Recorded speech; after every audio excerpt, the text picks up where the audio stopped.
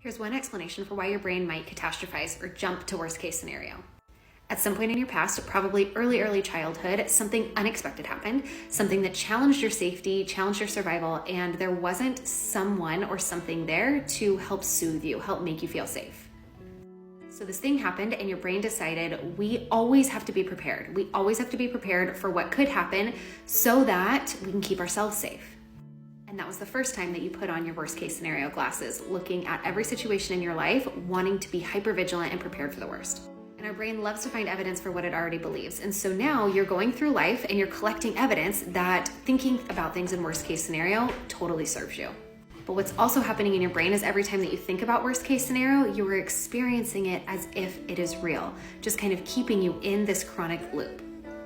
And my 2 tips to deal with a catastrophizing brain is the first, what I talked about in that original post, is labeling. So just recognizing that this is a thinking pattern for you, labeling it a thinking error. And the second is just let those thoughts come.